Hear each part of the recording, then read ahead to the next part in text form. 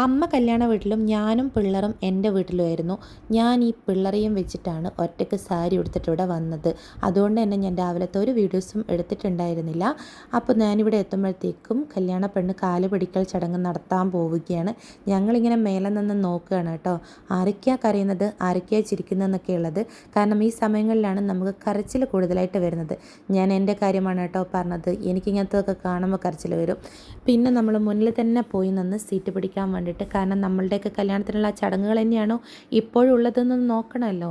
അപ്പോൾ അത് അനിലേച്ചിയും സിന്ധുച്ചിയും കിണ്ടിയും വിളക്കൊക്കെ കൊണ്ട് വന്ന് ശ്രീകുട്ടീനെയും വിഷ്ണുവിനെയും അവർ മണ്ഡപത്തിലിരുത്തി.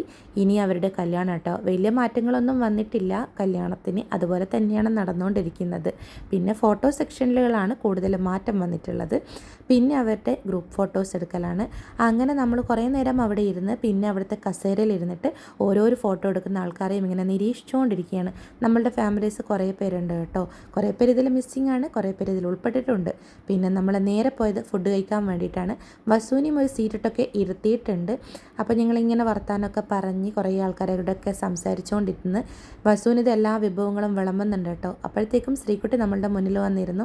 ഓള് കരയുന്നത് കണ്ടിട്ട് ശരിക്കും പറഞ്ഞാൽ ഈ ഭക്ഷണത്തിൻ്റെ ടേസ്റ്റൊന്നും എനിക്ക് അപ്പോഴും മനസ്സിലായില്ല. കാരണം എനിക്ക് എൻ്റെ ഒരു അവസ്ഥയൊക്കെയാണ് കേട്ടോ ഓർമ്മ വന്നത്.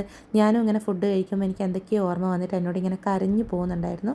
പക്ഷേ സദ്യ ഞാൻ വിട്ടെങ്കിലും പായസം ഞാൻ വിട്ടില്ല. പായസം നല്ല അസലായിട്ട് കഴിച്ചു. ശ്രീകുട്ടി ഇങ്ങനെ ഓരോരുത്തരും നിന്ന് കരയുന്നതാണ്. ഈ സമയത്ത് നമുക്ക് വല്ലാത്തൊരു സങ്കടമായിരിക്കും. അത് പിന്നീട് അങ്ങോട്ട് മാറിക്കോളും. അപ്പോൾ അങ്ങനെ യാത്ര പറഞ്ഞ് ശ്രീകുട്ടി പോയി. അപ്പോൾ നിങ്ങളോട് യാത്ര പറഞ്ഞ് ഞാനും എൻ്റെ വീട് നിർത്തുന്നു. അപ്പോൾ ശരി, ബായ്.